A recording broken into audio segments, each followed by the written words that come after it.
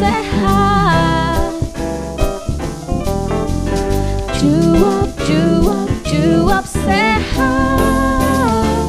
Every day with healthy, every day with healthy.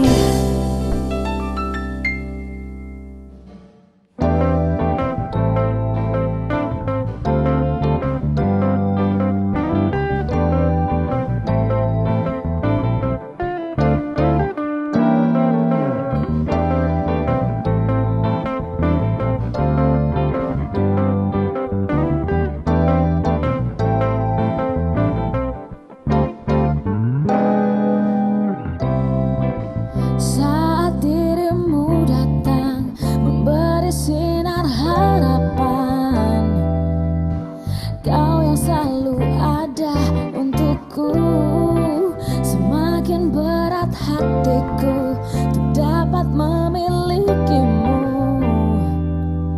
dan kau warnai setiap hidupku.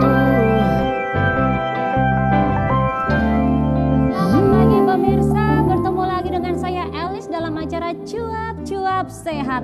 Pada pagi hari ini kita akan membahas dampak dari minuman beralkohol. Pemirsa, sehat dalam kehidupan sehari-hari sering dipakai untuk menyatakan bahwa sesuatu dapat bekerja secara normal. Bahkan benda mati pun seperti kendaraan bermotor maupun mesin, jika dapat berfungsi secara normal maka seringkali oleh pemiliknya dikatakan bahwa kendaraan dalam kondisi sehat. Nah, dalam cuap sehat kali ini kita kedatangan narasumber yang tentunya handal-handal semua. Salah satunya narasumber kita yang pertama, beliau adalah seorang praktisi kesehatan masyarakat.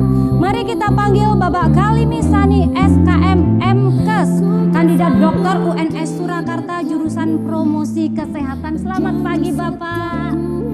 Selamat datang, segar sekali pagi ini. Silakan duduk Bapak.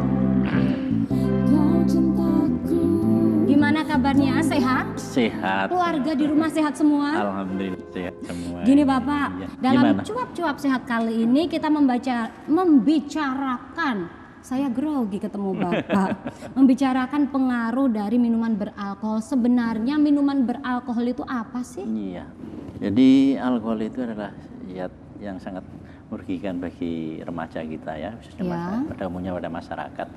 Dan alkohol itu adalah terbuat dari fermentasi atau bisa penyulingan atau distilasi, yaitu dari bahan ubi-ubian ya, atau bisa dari sari buah, bisa madu dan sebagainya ya, itu yang kemudian menjadikan sebuah alkohol. Jadi begini, ketika alkohol diminum, kemudian dia masuk ke lambung, dari lambung ini alkohol akan diserap bercampur darah ya. Jadi dan kemudian terbawa oleh darah ke seluruh tubuh. Dan proses ini berjalan sekitar 30 sampai 90 menit. Di sini sangat cepat ya Pak, 30 sampai 90 menit. 90 menit, 1 jam lebih sedikit ya. Jadi karena alkohol tadi pada prinsipnya sudah mengandung racun waktu nanti atau peragian ini, nah ini yang menyebabkan tubuh kita akan keracunan sehingga bisa mabuk ya, bisa pusing, terutama pada awal-awal akan terjadi euforia, itu rasa gembira yang berlebih ya. Begitu. Pemirsa, dari percakapan kita dengan Bapak Salimi dapat kita simpulkan sebenarnya alkohol itu racun bagi tubuh kita. Pemirsa, kita masih akan kembali dalam acara Cuap Sehat.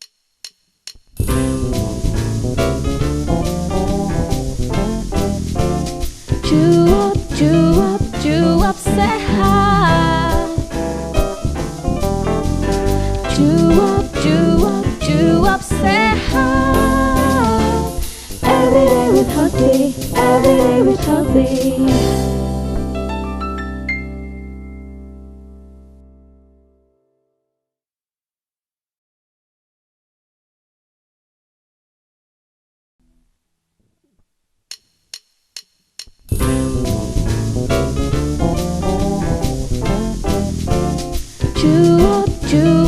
Cuap sehat. Cuap sehat. Every day with healthy, every every day with healthy. Baik pemirsa, kita tadi sudah ngobrol dengan Bapak Kalimisani, seorang praktisi kesehatan masyarakat mengenai dampak atau pengaruh alkohol terhadap tubuh kita dalam sisi medis. Sekarang kita akan membicarakan dalam sisi yang lain, tentunya dengan narasumber yang lain pula. Kita akan mengundang seorang psikolog, Ibu Tuti Septriasih MPSI. Selamat pagi Ibu, apa kabar? Pagi Mbak Elis. Selamat datang, silakan duduk.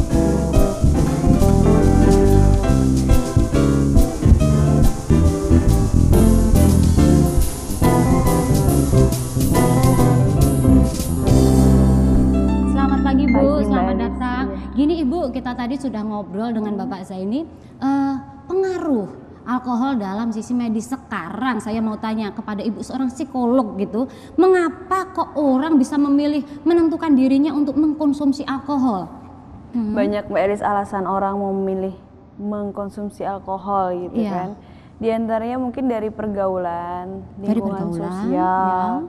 kemudian juga tayangan televisi, film, sinetron, di mana tokoh yang meminum alkohol tuh kok kayaknya oke, ganteng, terus tempat-tempat minum alkohol tuh tempat-tempat yang Bagus-bagus gitu ya. bagus, gaul-gaul, penuh dengan perempuan cantik, laki-laki ganteng, jadi ya pengen lah minum alkohol gitu.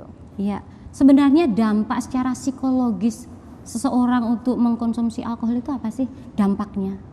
Oh, beraneka ragam, ada yang dampaknya itu jangka pendek, ada yang jangka panjang. Kalau kita tanya dulu dampak jangka pendek. Dampak jangka pendek ini yang paling baik dari alkohol itu adalah orang jadi mudah berbicara, lepas kalau ngomong tuh Lancar lancar ya. gitu. Yang pemalu, pendiam, presentasi oke. Anak band nyanyi yang tadinya grogi, salah-salah mulu minum alkohol lancar. Nah, Kalau anak band nyanyi fals gitu, minum alkohol tetap fals. tetap fals. Nah. Kalau untuk dampak panjangnya, Mbak. Kalau dampak panjangnya ini seringkali merepotkan, di antaranya Iya. orang mudah gelisah, terus susah tidur, terus kecemasan, paranoid, terus nanti buntut emosional nggak terkontrol, terus Iya. buntut-buntutnya nanti bisa depresi berat. Wow, sebentar ya Ibu, kita akan ngobrol dulu sama pemirsa di rumah. Pemirsa yang ada di rumah, kita sudah mengetahui pengaruh alkohol dari sisi psikologis karena akan ada dampak depresi gitu.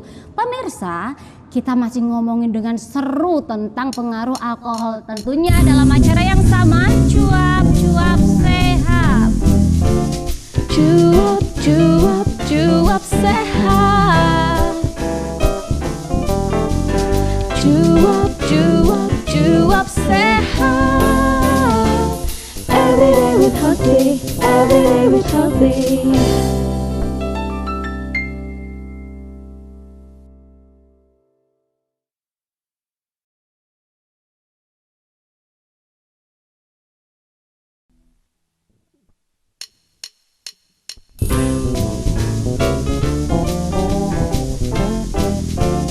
Cuap, cuap, cuap sehat. Cuap, cuap, cuap sehat. Every day with healthy, every day with healthy. Masih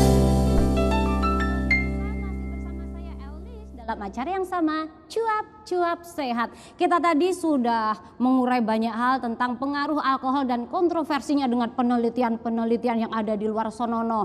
Tapi kayaknya belum afdol kalau kita tidak mengundang seseorang yang bersinggungan secara langsung dengan alkohol. Akan saya panggilkan Mas Rudi, seorang mantan pengkonsumsi alkohol.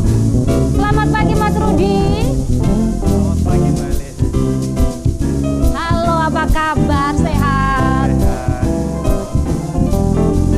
Silakan duduk.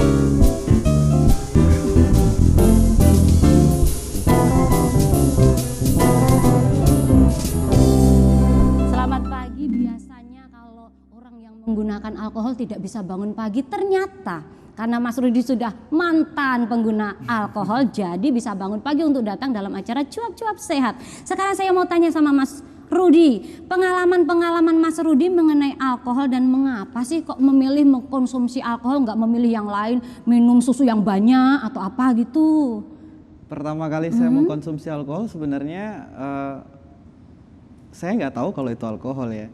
Waktu itu ada pesta di rumah dan kebetulan ada om yang ngumpul, terus semuanya minum. Nah kebetulan saat itu saya ada di sana dan saya disodorin.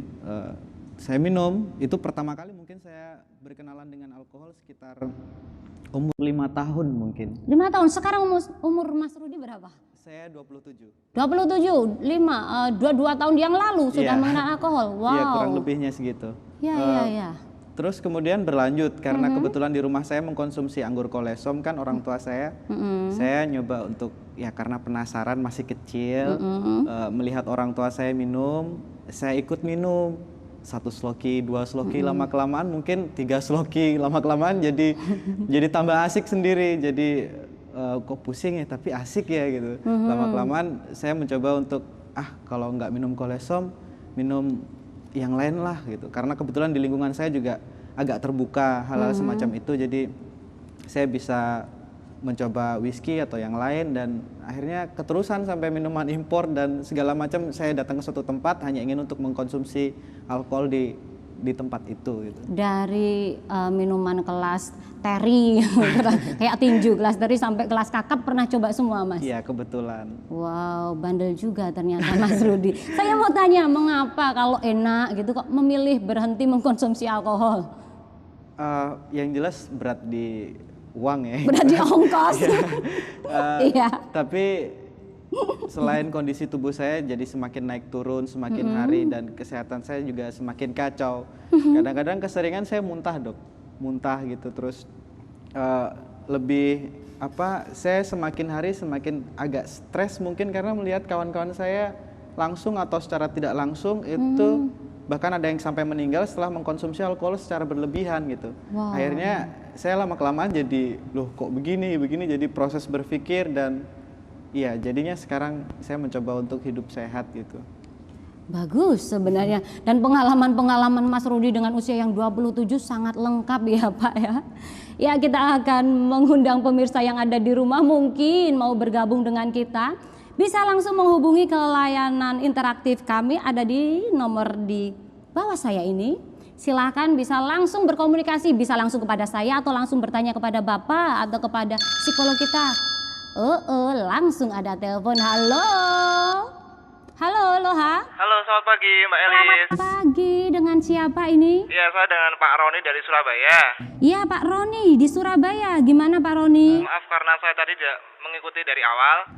Saya mau tanya nih, kenapa ketika orang mengkonsumsi alkohol kok bisa mabuk? Bisa untuk Pak Dokter, coba dijawab Pak Dokter.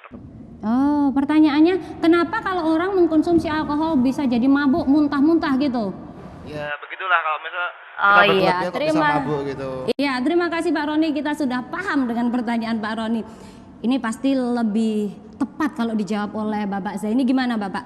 Kenapa kalau orang mabuk itu bisa terjadi mual-mual, muntah gitu? Karena apa? Iya, pertama yang jelas ini jumlah konsumsi yang diminum ini jelas berlebihan yang pasti. Kalau mungkin pada batas-batas atau ambang batas yang wajar, misalnya 1 sloki atau 2 sloki, itu mungkin masih bisa toleransi ya tubuh kita. Tapi kalau itu diminum terus-menerus dan memang sifat alkohol ini kan merangsang ya. Jadi ya merangsang untuk minum terus minum. Akan bertambah terus dosisnya gitu ya. Nah, karena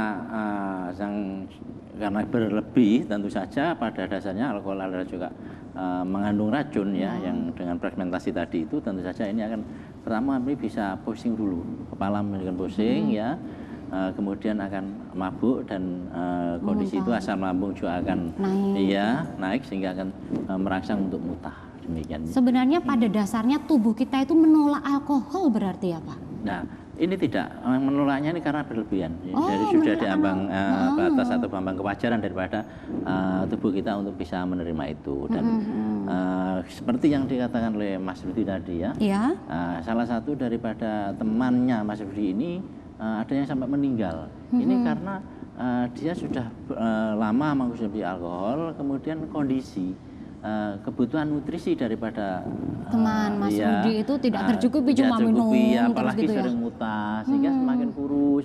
Nah ini akan dapat menyebabkan tidak lagi ada mungkin penyakit-penyakit yang lain akan daya tahan tubuh menurun dan sebagainya. Itu Mas Rudi, sehingga mungkin muta itu adalah awal daripada kondisi badan kita sudah tidak menerima, dan sebenarnya ini perlu kita harus waspadai pada generasi kita ya.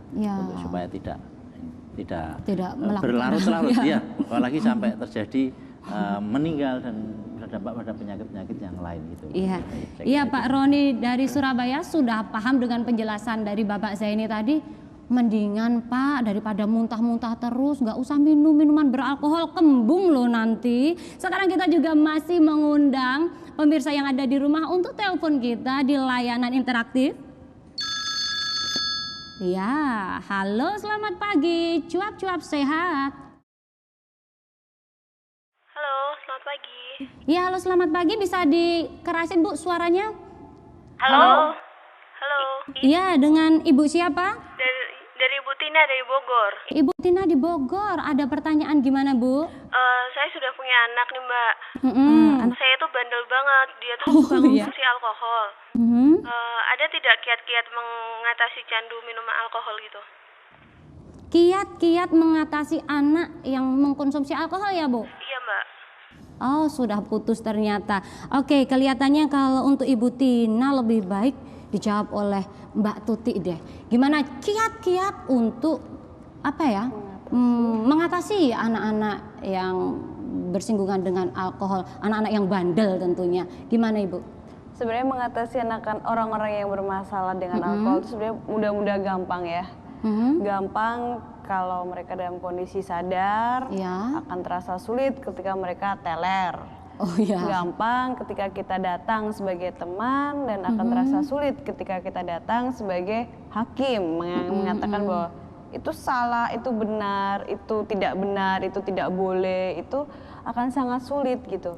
Kalau kita mau merangkul mereka, sebaiknya datanglah sebagai seorang sahabat, di mana kita tidak akan menghakimi mereka, kita merasa setara dengan mereka, dan mereka bisa percaya ke kita. Di situ kita bisa gali, kenapa sih kamu tuh pakai alkohol, kenapa kamu nggak pakai yang lain gitu. Kalau kita datang sebagai seorang musuh atau sebagai seorang yang akan menghakimi mereka, itu akan sangat sulit. Susah gitu. tentunya ya. Terima kasih Ibu Tuti, dan Bu Tina yang ada di Bogor sudah pahamkan dengan penjelasan dari Mbak Tuti tadi. Sekarang karena waktunya sudah sangat mepet, kita akan bertanya langsung kepada Bapak Zaini, pesan kepada pemirsa yang ada di rumah apa? Ya, saya memang perlu saya sampaikan kaitannya dengan alkohol, terutama pada generasi muda. Ini ada salah satu contoh Mas Rudi yang sudah mempunyai pengalaman sudah 25 tahun, 20-an tahun ya konsumsi alkohol. Tentu saja ini menjadi pelajaran yang baik untuk supaya tidak dekat-dekat dengan alkohol, apalagi sampai mengkonsumsi. Dan Mas Rudi ini adalah satu-satunya contoh yang perlu menjadi panduan kita agar sang yang selama ini yang sudah minum segera seperti menurut Bapak ini harus stop dengan alkohol. Ya, terima kasih Bapak Zaini. Kalau dari Mbak Tuti? Kalau saya sih lebih menitipkan pesan pada orang tua ya. Orang tua jadilah sahabat anak, supaya anak itu tidak merasa jauh dengan orang tua. Jadi dia percaya, kalau dia percaya dengan orang tua, dia dekat, maka alkohol itu akan semoga jauh dari mereka. Ya, semoga jauh, dan kekagetan saya juga jauh. Kalau pagi-pagi biasanya memang sering kaget gitu loh, tapi bukan karena depresi loh Mbak. Kemudian ada pesan dari Mas Rudi tentunya buat pemirsa yang ada di rumah. Kalau saya sih mending jangan pernah kenal sama yang namanya alkohol deh. Jangan pernah kenal yang namanya alkohol, bener Mas Rudi. Pemirsa yang ada di rumah, kita akan bertemu lagi di hari dan jam yang sama tentunya dalam acara Cuap-Cuap Sehat. Sampai jumpa dan selamat pagi.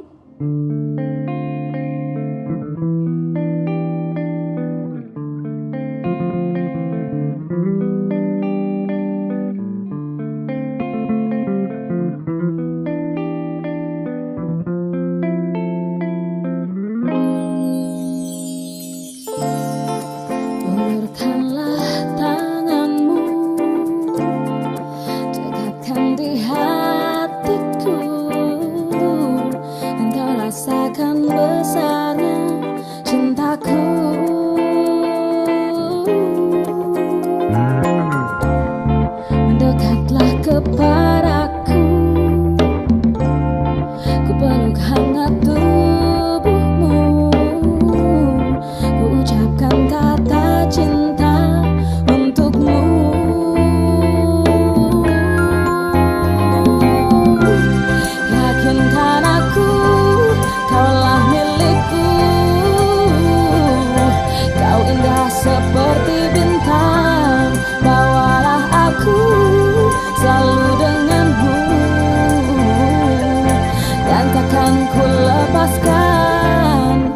katakan kepadamu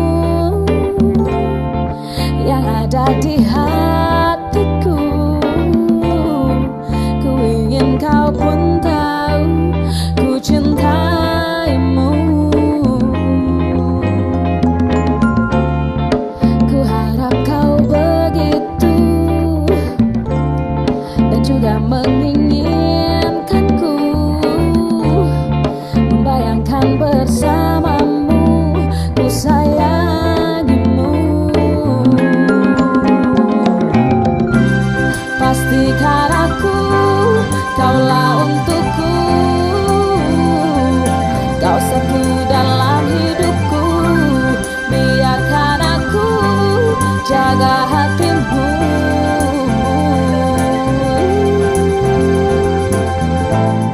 Tinggalkan semua kisah kita yang